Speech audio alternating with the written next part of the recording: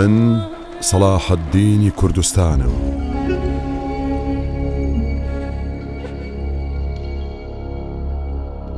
ئێرە هەولێرە.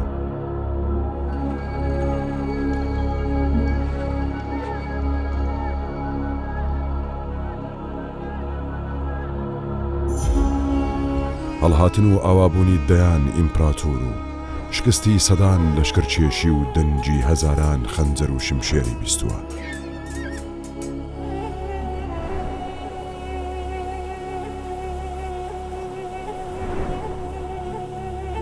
تنێ سەردەمی سەلاح الدینی کورد هەمی چوونە بن ئێک ئاڵای بن ئێک فەرمانە ئێک سەرکردەی و هەمی ئێگرتن چێ بووە. كل الأمة الكردية من حقها أن تتخذ من صلاح الدين رمزا لها، لأنه جمع كل المواصفات التي تفخر بها الأمم،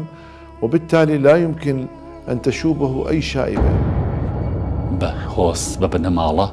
و بەڕەنژات کووردە کورد بە شانازی پێ بکە بمانوێ نەمانەوێت.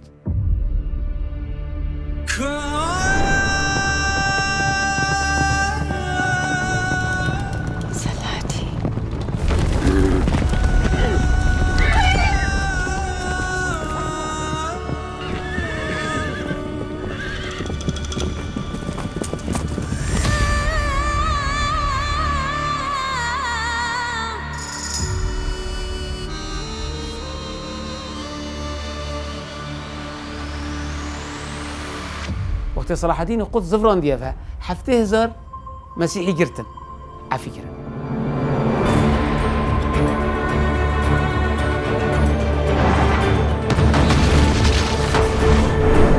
زۆربەی ئەوانەی دەستەی تایبەتی بوونە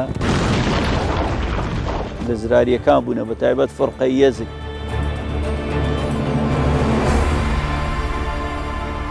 من صلاح الدينم صلاح الدين.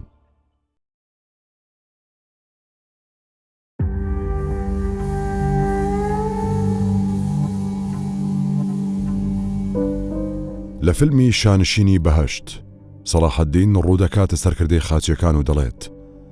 شەڕەکەتان دۆڕاند بەڵام دەتوانن بە سەلامەتی بگەڕێنەوە. فەرماندەی خاچیەکانیش لە وەڵامدا دەڵێت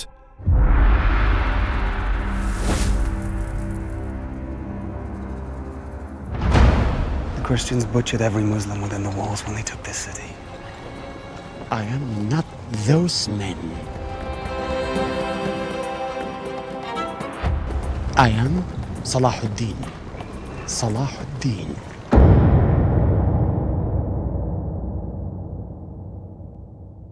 ئێرە هەولێرە. هەڵهاتن و ئاوابوونی دەیان ئیمپراتۆر و شکستی سەدان لەشکرچێشی و دەنجی هەزاران خەنجەر و شمشێری بیستووە. بەڵام قڵاکەی لەبن نەهاتووە و هەمیشە ئامێزی کراوە بۆ کەسانی نیشتیمان پەروەر و دادگر و دڵسۆز. لەسەرم قەڵایە هەتا کوچە و کۆڵانەکانی سلێمانی دوژمن بەزێن بە گەنج و لاوەوە تا کەسانی بەساڵات و بەسەرا لە بەردەم کوورەی ئاسنگەران دەوەستان بۆ ئەوەی زووتر شمشێرێک یان قەڵغان و نەیزەک یان زرەیەکیان دەست بکەوێ و لە ڕیزی سوپاکەی سەلاح الدین وەکو سەربازێکی کورد سنووری فەرمانڕەوایی سەلاح الدینی کوردستان بەرفراوانتر بکەن.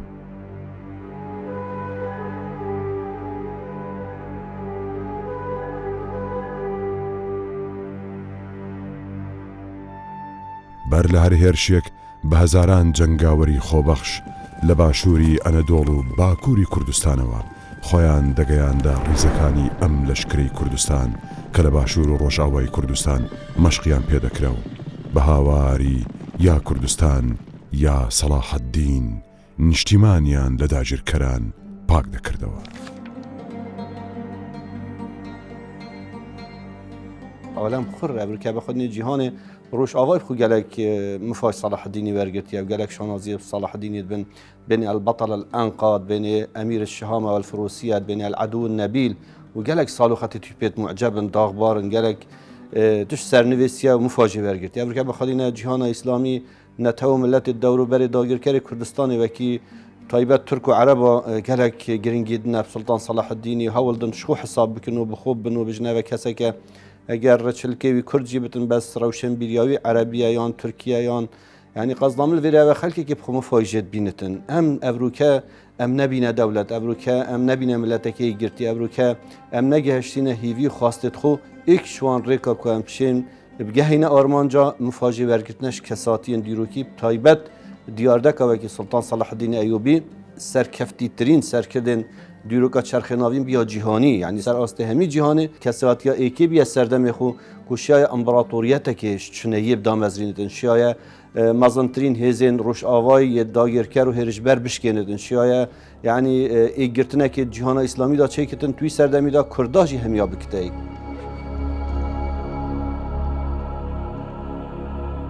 صلاح الدین ئەیوبی لە ساڵی 1938 لە ماڵباتێکی کوردی نیشتیمان پەروەر و ئاینی لە شاری تکریت لەدایک بوو کە ئەو سەردەما زیاترین دانیشتوانی کورد بوون بەڵام هەندێ سەرچاوی تر دەڵێن بنەچەو باوانی صلاح الدین بۆ کوردەکانی سەرسنووری ئەرمینیا و ئازەربایجان لە ناوچەی دوین یاخود دوین دەگەڕێتەوە.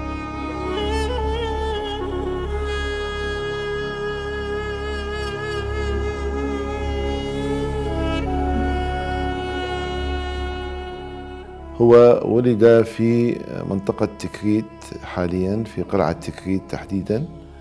ويعود أصله ونسبه ونسب عائلته إلى منطقة تقع بين حدود أذربيجان وأرمينيا، وهي منطقة كردية 100%.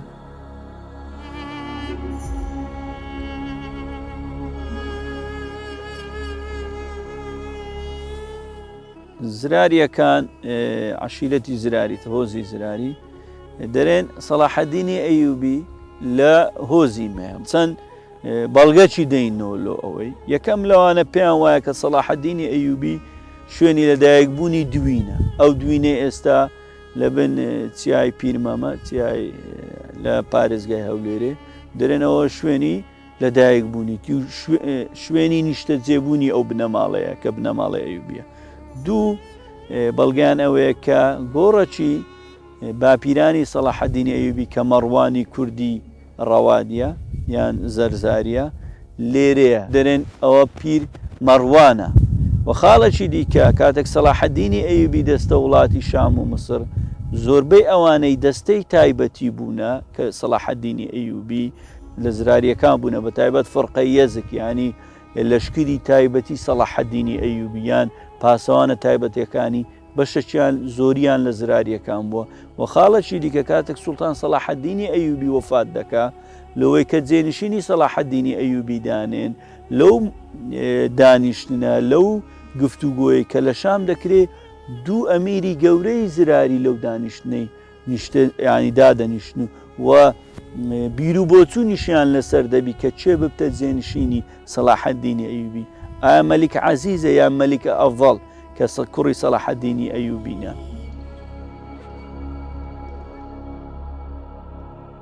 في صلاح الدين جاب لها مشتقالين كردا لإيالي هزباني كردية لعشيرة وغزي الزرارية لبنماري أيوبية باشا لك لكردستان دايك دبت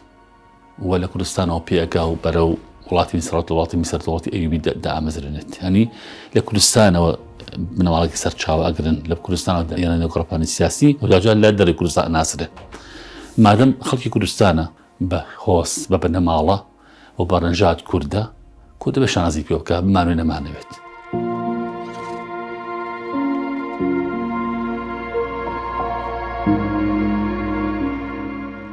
لەدایکبوونی صلاح الدین هاوکات بوو لەگەڵ دوورخستنەوەی نەجمەدین ئەیوبی مامی لە تکریتەوە بۆ مووسڵ. نەجمەدین و شێرکۆی برای لە مووسڵ لەلایەن عیمادەدین زەنگی پێشوازیان لێکرا و پۆستی باڵای حکمیان پێبەخشرا.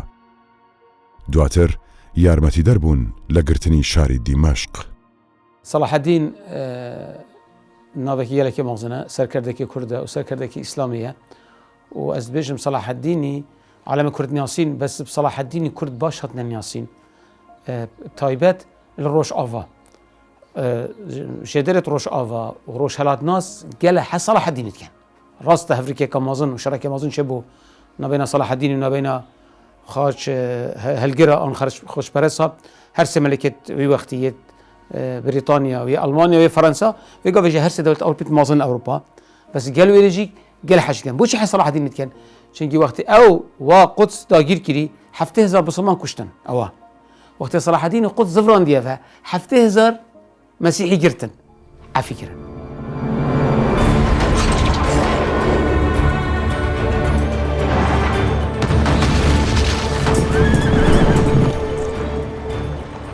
I will give every soul safe conduct to Christian lands. Every soul. The women, the children, the old, and all your knights and soldiers, and your queen. Your king, such as he is, I leave to you, and what God will make of him. No one will be harmed. I swear to God.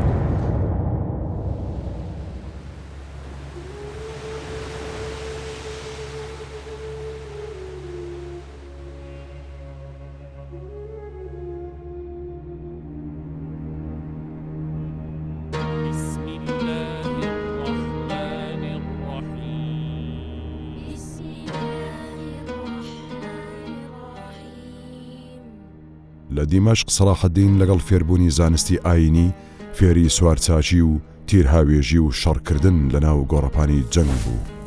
سەرەتا حەزی لە خوێندنی ئاینی بوو تا چوونە ڕیزی سوپا. کاری سەربازی و سیاسی خۆی لە ناو حکوومەتی ئەتابەکی زەنگی لە شام دەست پێ کرد و دواتر لە میسر بووە جێنشینی. صلاح الدین بەر لە هەشتێک یەکێکە لە کەسایەتیە سیاسی و سەربازیەکانی مێژوو هەموو نەتەوەی شانزی پێوە دەکەن بەتەتی نەتەوە مسلمانەکان چونکە لە ڕۆژگارێکی مێژوویدا شاری قودس کە کێشەی لە نێوان ئاینەکان جوولەکە و مەسیح و ئیسلام هەیە ئەم بۆ ئیسلامی ئەسەنێتەوە. ساڵ 1970 زاینی بەرامبەر شاڵی خاچپەرستەکان دەوەستێت کە سێ پاشای گەورەی ئەوروپی سەگەدایی دەکەن ڕیچاردی دڵی شەری پاشای بەریتانیا فیلیپ ئۆگۆستۆسی مەلیکی فەڕەنسا لەگەڵ ئیمپراتۆری ئەڵمانیا صلاح الدین بەرامبەر ئەمانە ئەوەستێ لە کاتی خلافەتی عەباسی کە ڕۆژگارە ڕابەر و پێشوا مسلمانەکانە ئەم توانایە نییە ئەمە هەموو نەتەوەکان بێی خۆی ئەزانن بەڵام بۆ پێی ڕیشەکەی کوردە بۆ کورد زیاتر لە پێشترە. سەلاح الدین بە وتەی ئەلورهانی لە گەنجێتیدا توانای وەڵامدانەوەی پرسیارە زانستیەکانی هەبوو لە بوارەکانی ئۆقلیدوس، ئەلکیتاب المەجستی هەروەها یاسا و ژمێریاری. سەلاح الدین لەو بارەیەوە گوتوویەتی منداڵەکان بەو جۆرە پەروەردە دەبن کە باوکەکانیان پەروەردە بوون.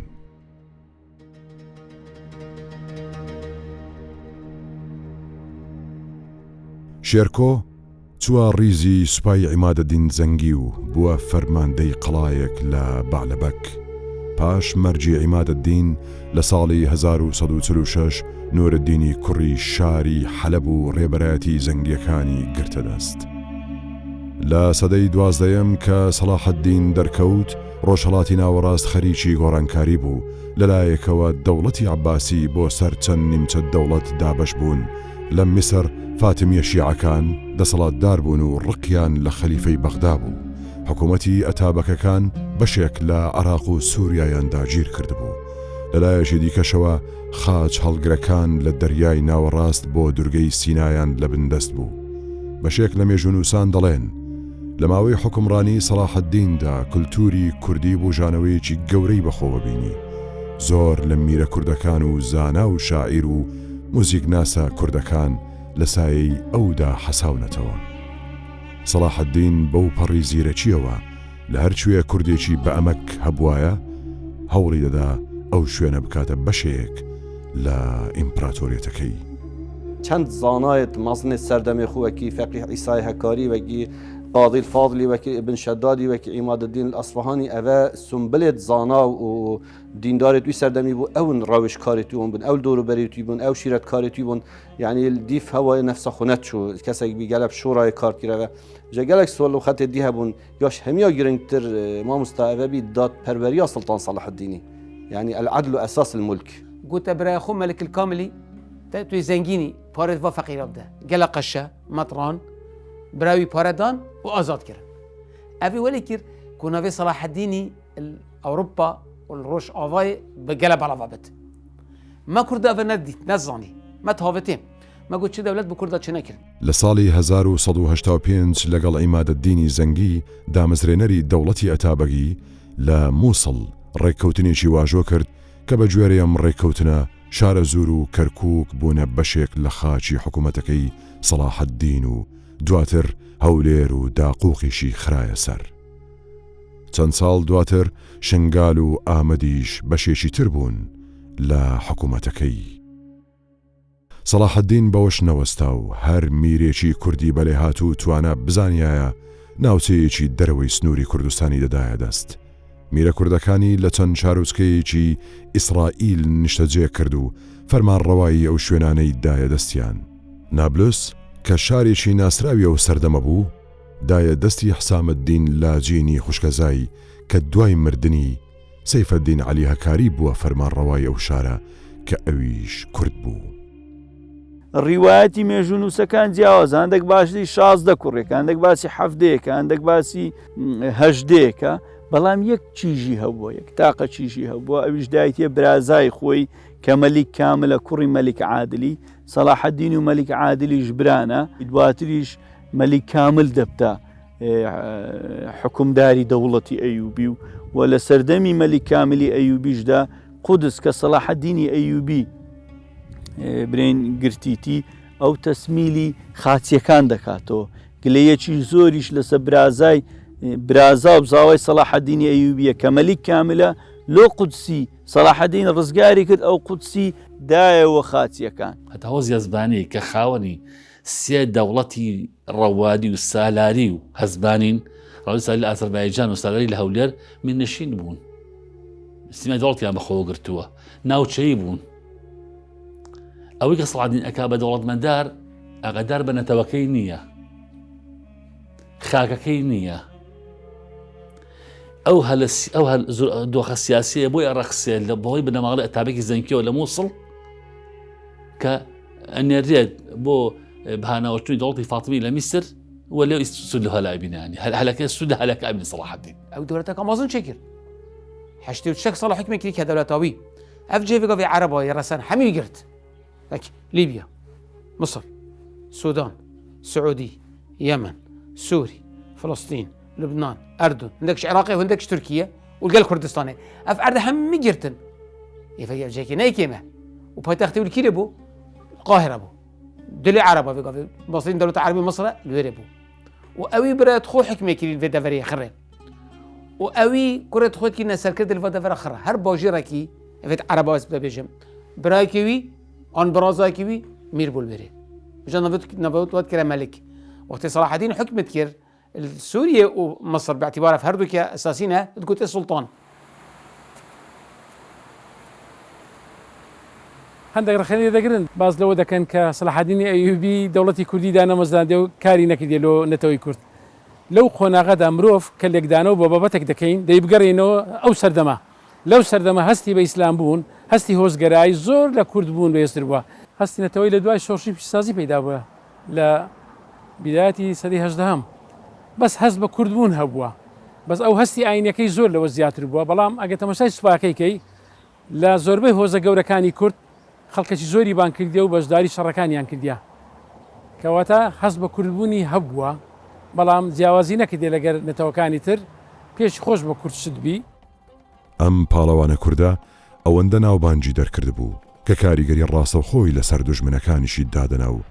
دەبەهۆی بەناوبانجی دوژمنەکانیشی وەکو ڕیچاردی شێردڵ پاشای ئینگلتەرا کە سەرکردایەتی خاچەکانی دەکرد. ئەبینی سەلاح الدین ئەیوبی تەحەدای هەموو دەوڵەتە ئەوروپی ئەکات کە پاپا ڕابەرایەتی ئەم شەپۆ لە گەورەی شاڵی خەتپەرست دوژمنەکانەکات ئەمانە شکێنێت ئێمە ڕاستی وەرکان جێی تەعەجوب بەجێ پرسیارە ڕاستی ئەڵە نەمە قاعیدە سەکردەیە کە توانی پەیلانی سێ ئیمپراتۆری گەورە تێک بشکێنێت سێک ئیمپراتۆر سێ سوپا سێ کەلتور سێ ئایدیای جیاجیا کە بەریتانیایە فەڕەنسا ئەڵمانیایە باشە ئەم پرسیارە بەوە لەبەرەوەیان بەو چاوە سەیریەکەن ئاگاداربانی دیرگای ئەوروپیەکان نەخۆ ناخۆ بەژوێ دیرگای خۆڵاتی ناوەڕاست کراوەتر بووە زانستیتر بووە بۆیە ئەبینێ ئەگەر ئەوەی شکەڕقی لە سەلاحەدینە ڕقی بۆچی لێتی چکە لە ئاینەکانی داوە لە سوپاکانی داوە وئیلا بۆ دوایە خۆشی بێت چکە سەکردەیەک قارەمانان شەڕی کردووە بەگەری دەوڵەتەکەی خۆی کردووە لە میلەتەکەی خۆی کردووە لە ئاینەکەی خۆی کردووە.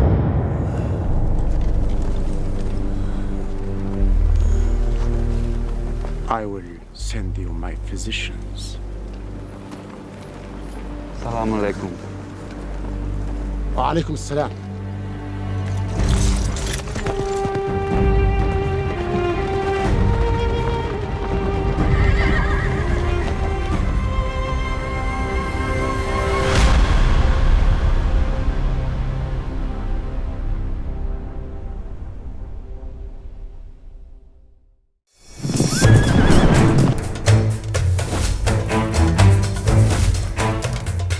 يعني صلاح الدين تشوتش قصر وكوتشكو فيلا باش وفانيلا.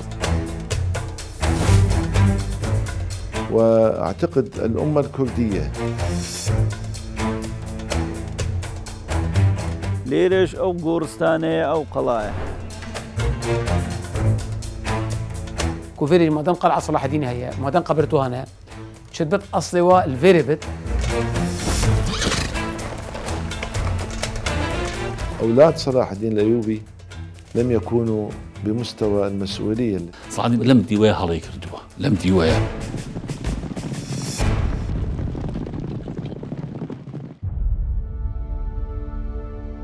صلاح الدین ئەو سەرکردە کوردەیە کە بە درێژایی مێژوو هیچ سەرکردەیەکی دیکە ئەوەندەی ئەو لەلایەن دوژمنەکانیەوە ڕێزی لێ نەگیراوە و بە پاڵەوانێکی زیرەکی دادوەر هەروەها ئازا ناویان بردووە. صلاح الدين نتهلا تجارة دزدريجي سرناميسا صليبيا بدكرنك ودجمنة توينا بتشكيك برزبي صلاح الدين خودش ليجر صليبيا بي إنا بر تسليم كر. صلاح الدين وقت قدس فكري طول فكرن روح الانتقام دفنبو حتى يكي قلت وقت صليبيا قدس ستاندي 7000 بصرمان سرجي كرنو خوين جوكا شو دامجي أفرو جماعة دامجي بكين قلت لا والله لن أكون مثلهم أسوكي واناكم أسوكي وانابم دي ليبورين بكارينم ليبورين حتى بجن وقت درد كاتن صلاح الدين هند لوي بيبي بشتاخد داي كودا نبينتن انسان رزيل ببتن انسان اولي بدن يعني اف صالوخت انساني ويدات پروری وتواضع يد مرواتيل ده صلاح الدين لوا قلت يا العدو النبيل ان البطل الانقى وكما قلت يا امير الشهامه الفروسيه طبعا فهمي نوت كتابان نفسرت روش افاي سر سلطان صلاح الدين نفسينا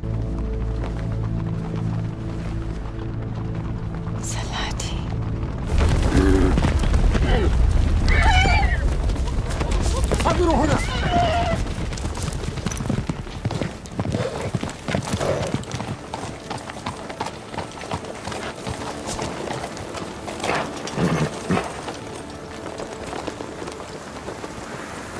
أنا أعتقد أن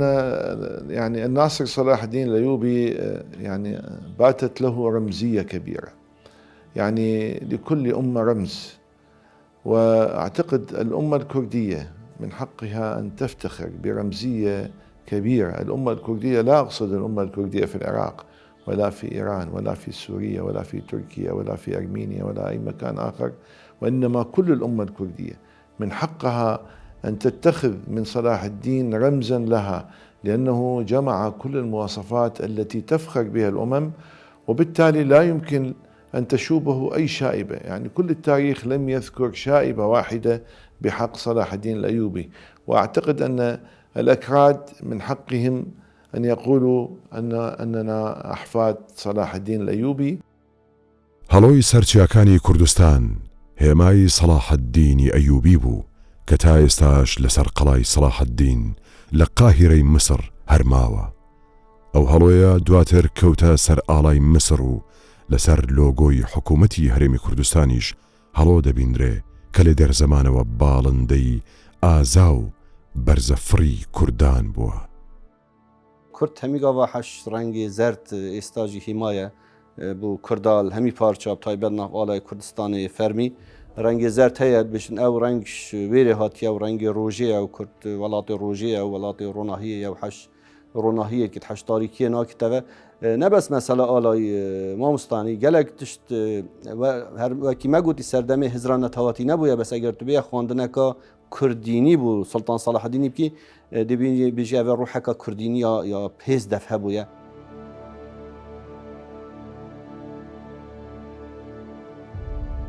لم يخلد التاريخ الإسلامي رجل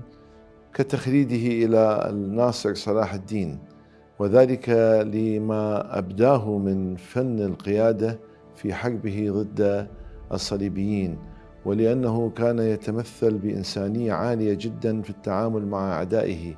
وهو أيضا استطاع أن يوحد الراية الإسلامية في وقت اختلفت فيه وتعددت الرايات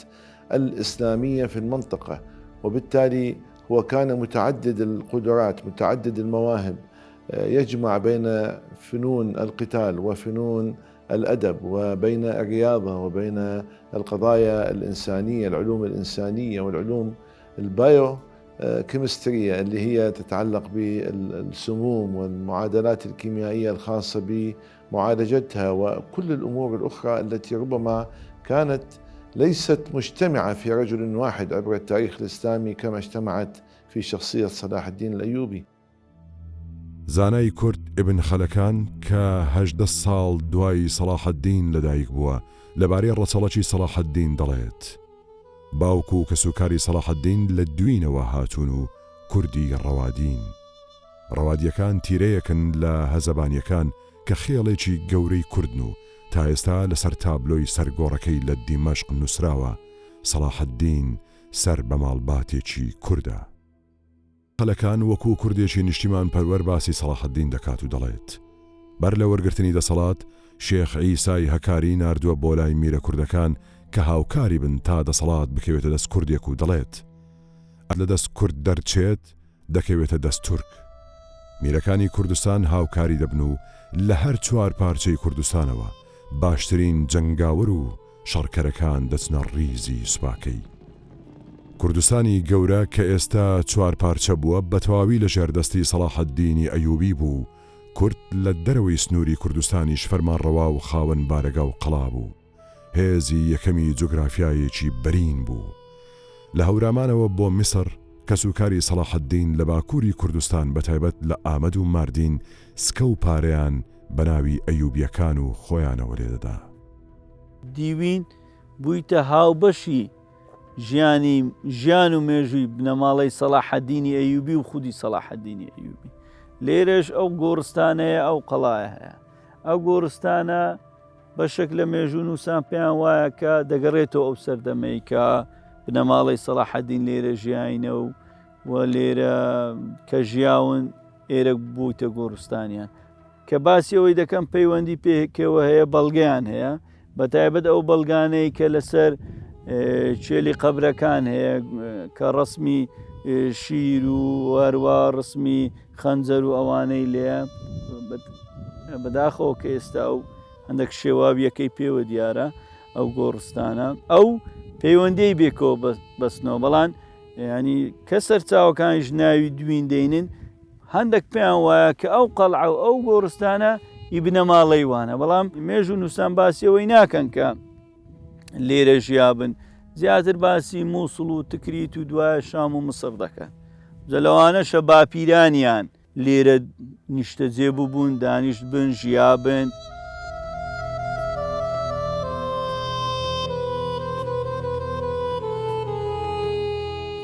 هەمیژێ دەر جغرافی ويتمجويد بيجن دوين كيف أذربيجان وأرمينيا يعني منطقة قوقازية على متى بيجن بري في بابير صلاح الديني شوراشا كي ديجي عباسية وش بر عباسية رافين شونه بري قالجا كودا شوراش تيرن كم مثلا شوراشا إيلوني كردستان شونه إيراني مانا ماخو بارزاني كردستان عراقي نه مانا بس شونه كيله مالا مصطفى الكيله بو شو كيله كرج طهراني خو مالا مصطفى نخرج هيك بس أبيج وكر نفسي بقصدي تطبيق كسر صلاح الدين البري أفيك خرا قلتي دوين كيف منطقة أذربيجان وأرمينيا مانا جغرافي ناسا كسرنا قلت يا دينون لك أربيلي بس شكيد مشان ربط ينقلك كوفيري ما دام قلعة صلاح الدين هي ما دام قبرتوها أنا شدبت أصلي والفيربت وقت مش أخذ بوين نافي خوي قال خبري بونمونا إنجليز وقتش بريطانيا شوني أمريكا ناوی مقاطعه باجره یورک بو وقتی چون نبره ناوی خو کرد چه کرد نیو یورک ناوی گنده خو البره نکرده اوه یعنی که دا از لگدم هکه بارا پتر بویا هد شد اوه جی دلیل بومه که کردستان هکه دوین یا کرداست که صلاح الدین الویره بوی و کره ایوبیه من نبی صلاح الدین یوسفه کره ایوبیه کره شادیه يعني كردستان اشتبر في رهتلتت شيء ما رخد بسلمانا بيجن ربار آراس نهر الأكرادة أوش إرباي درباز بوين أو شد كت مصادر الإسلامي جل فايدة كرداي كري جغرافيا كردستان يا مازن كري ڕەبیا خاتوونی خوشتی کە بە هەیبەت سوڵتان ناسراوە خاتوونی هەورامان تا مووسڵ بوو هاوسری سوڵتان مزەفەر بوو کە حکمڕانی ئەو ناوچانەی دەکرد ئەبوو هیجای هەزەبانی هەولێری کە مێژونووس و یەکێک لە سەرکردەکانی سەلاح الدین بووە و حکمڕانی شاری قودس بووە لە نامەیەکدا بۆ سەلاح الدین دەڵێت یەکێک لە بنەماڵەی خۆت بنێرە کە بتوانین لە دەوری کۆ ببینەوە دەنا نە کورد بڕوای بە تورک هەیە نە تورک بە کورد تنێ سەردەمی سەلاح الدینی کورد هەمی چوونە بن ئێک ئاڵای بن ئێک فەرمانە ئێک سەرکردەی و هەمی ئێگرتن چێ بووە جا ئەبرو کە قەزدا ملڤێریەوە دەم هاتیە ئەم مفای بخۆش کەساتیا سڵتان سەلاح الدینی بینین ساڵوخەتی سڵتان سەلاح الدینی بینین شوان نهێنیە شوان هۆکارە سڵتان سەلاح الدین گەشتیاوی ئاستی ئەو دەستکەوت و سەرکەوتن دەست بە ئینای توی سەردەمیدا چونکی هەر کەسێکی کورد بووە بژن ئەوێ بشێت دەولەتێکی سەرخاکە خەلکێکی بدامەزرێنێتن ئەو چێن دەولەتێکی سەر ئاخاخوب سانایترە بدامەزرین بۆچی ئەمە بکەنەشێت سەر ئاخاخوب دامەزرین هەندێک نهێنیەت هەین هەندێک ئەگەرێت هەین بژە ئەم زڤڕێنە دیروکێ تایبەت کەساتیت وەکی سڵتان سەلاح الدینی ئەم بخۆ مفایژێ وەربگرین دا بچین بهینە ئارمانجێت خۆ بشێن شوان قەیران و تەنگاڤیا دەرباز ببین شێن وڵاتی خۆ ڕزگار بکەین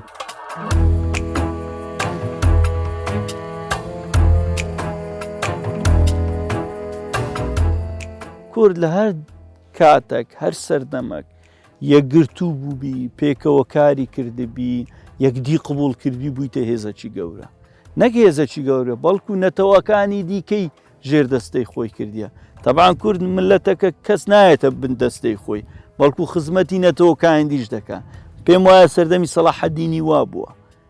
هیچ نەتەوەکی دی تورکە عەرەبە نارێم لە سەردەمی سەلاح الدینی ئەو غەدرەم لێکرا صلاح الدين بكرده قالك يكري وكي عادة تمشي ناف بسلمانة أنتم تمشي روش آفا روش هلات اللي باش تنافي صلاح الديني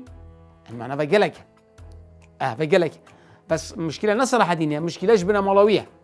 هكا بنا مالا صلاح الديني اشتي صلاح الديني بنا كارو بيك بنا زيريك بنا فرق وجدانك بنا بين ودا فرق وجدانك شيء بنا بين كرده دا أكا قالك ناف كرده هاي إيشكا بجنب عربي إيشكا مزمنة فيجا في شوا تركي أفعل فيجا في تركي لو نعرض وياه عرض كردايا عرض أرمنة عرض يونانية أفعل همي بخوزاب كير وهمي كرا تركيا وخرب تركي تأخذن ما فيد ما نفيد فيجا فيجي هيك دولة أيوبي ما بيا أو صلاح الدين دامز راندي فيجا في سوري ولبنان وأردن وفلسطين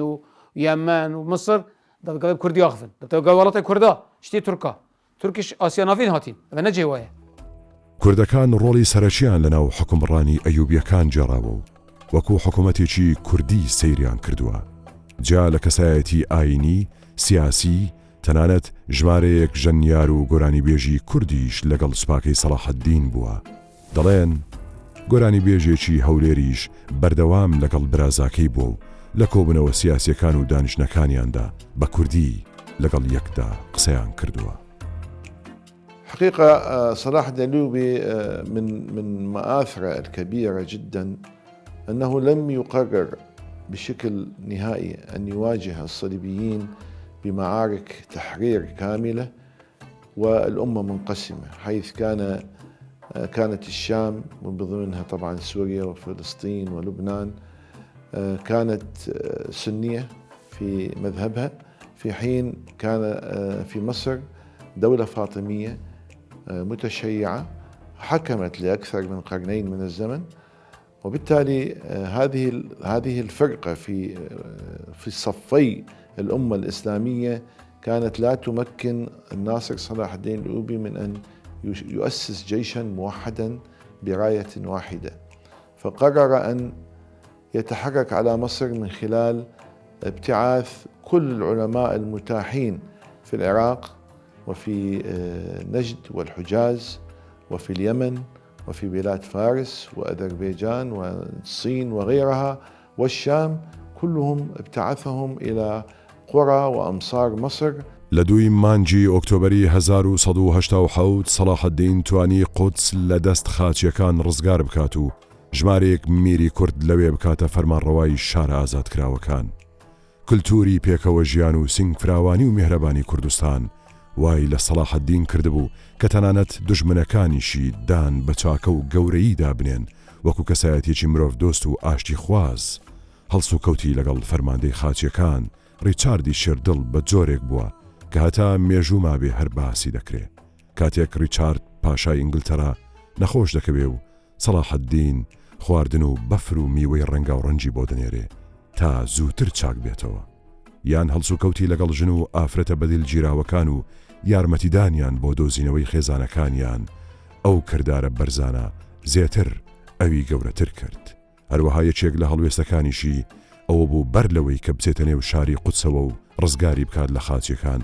داوای کرد کە ئەو ئافرەتانەی کە دوو گیانن دەوەستێت تاوەکو منداڵەکانیان دادنێن. ژیانی سەلاح الدین شتی زۆر جوانی تایە، دەوڵەتداری تایە، سیاسەتی تایە، بەرەنگارەبوونی قارەمانانەی تایە بەرامبەر نارەکانی، هەوڵدانی تیا بۆ دەوڵەت ئاستا کورد بە شوێن دەوڵەت ئاگەڕی پێی ناگات، دەوڵەتی دروست کردووە، ڕابەرایەتی ڕۆژگارێکی مێژووی جیهانی ئیسلامی ئەکات، لە کاتێکدا ڕابەتی جیهانی ئیسلامی دەکات دەوڵەتێکی دروست دەکات لەگەڵ ئاینەکانی جوولەکە مەسیح و ئاینەکانی تردا بێکێشە ئەژی، ینی ئاشتێکی ینی دەوڵەتی ئاشتیانە دروست دەکات بەڕاستی، ینی شەڕی بەسەر نەسەپێنرابێت شەڕی نەکردووە. بەم مێژەوە سەلاح الدین بۆ کورد جوانە، بەڵام تاکەرخانە لەناو ئێمەی کووردا لە سەلاح الدینگیری ئەوەیە کە سەلاح الدین کاری بۆچی بۆ کورد نەکرد. ئەم پرسیارەتەنیا ئەوەیە خاڵی گرنگ ئەوەیە لەدان شوێن ناو قسەیم کردووە لە دیان دیداری تەلەڤیزیۆنی و نووسین و لە کەمەرەکانی خۆشمان ئەو چی کردووە کە سەلاح الدین لەم دیوەیە هەڵەی کردووە، لەم دیوەیە بۆچی بۆ کوردی نەکرد مەسەلەن بۆ دەوڵەت دروست دەکات، دەوڵەتە دروست دەکات بەلای دەوڵەت ئەیوبی کە فەرمانڕەوایەتی هەموو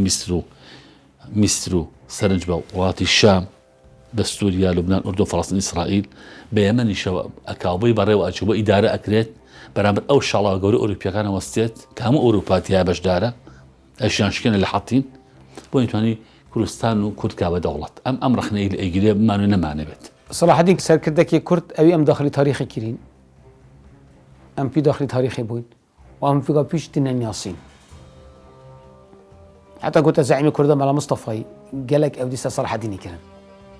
عندك قلت تو صلاح الدين دوي قلت أنا من نبي صلاح الدين يعني يقول صلاح الدين هندي عظيمة أبغفنا زعيم كردة الشرخي بيستي ملا مصطفى. الحقيقة المشكلة التي ربما التاريخ يعني يقف عندها بحيرة أنه أولاد صلاح الدين الأيوبي لم يكونوا بمستوى المسؤولية التي أولاهم إياها والدهم، حيث وزع الولايات على أولاده مصر والشام وما تبقى من مناطق خارج دمشق وحلب إلى ابنه الثالث وأخوه أيضا. هذه تحولت إلى نزاعات وقتال، وربما هي السبب الرئيس في اضمحلال وزوال الدولة الأيوبية التي استمرت لأكثر من 75 سنة. كان مؤسسها صلاح الدين الأيوبي وكانوا هدامها هم أبناؤه وأخوه. سەردەمی سەلاح الدینیەوە کورد ناوی دەنجی کورد ئەوها ناسرا و ئێستامە بچینە هەر جێکی دنیای بڵێن کوردین ئەرێ ئەنگۆ لەنەوەی سەلاح الدینی ئەیوبیە کەواتە ئەمە سەرنجڕاکێشە کە ساعتێک 700 ساڵ پێش ئێستا کە هەبووە لەناومە ئێمە بچینە هەر وڵاتێکی دەرێبی ئەمە بە ناویەوە بناسرین.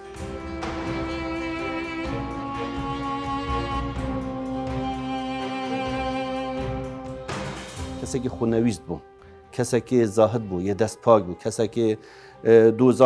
ینی گۆریکەری دۆزاخۆ بوو، کەسێکی ئەنانیەت دەف نەبوو، ماڵی دنیای هیچ بهال دەف نەبوو. حتى سلطان صلاح الدين قلتي المال والتراب عندي سيان، يعني آخو مال دف من وكيكن. يعني صلاح الدين شو قصر وكوش كو فيلا باش خوانهلا، صلاح الدين شو ثروت وسامان تنيت بجن دينارك چند درهمك تخزيناوي داد جنجيناوي دامان صلاح الدين أبا يعني إيش وأنا أبا بيادي دل سوجياي بوي دوزا وي بو كارت كر أرمانش خدا ناندي كو همي قاوي آماده بو چجارا استراحة و بين ودان و خوشی خوشگذاری خو نتویست همی گاوا لبرو که جنگ بی همی گاوا یعنی خو جابت وینت کفت چونکه آرمان چبین ویا هند آرمان چبین وان آرمان جا جبه جبه کتن. هو الحقيقة كل الاحتمالات مفتوحة على ميتة القائد صلاح الدين الأيوبي، لأنه هذا الرجل الذي خاض مئات المعارك الكبرى وتعرض إلى مئات الطعنات ومئات ربما الإصابات، أن يموت هكذا ميتة حمى مجهولة هكذا وصفت تاريخيا. وهذه الحمى يعني أتت عليه بشكل سريع، ربما يعني مرت عليه دون أن تمنحه فرصة للتشافي، لذلك وصفت في التاريخ بأنها حمى مجهولة. وهذه الحمى الحقيقة ربما أبقته لفترة لم تتجاوز السنتين، تذهب وتعود تذهب وتعود إلى أن يعني انتقل إلى جوار ربه وهو بعمر 59 سنة، وهو عمر يعني صغير نسبيا بالنسبة لقادة كبار كالناصر صلاح الدين الأيوبي.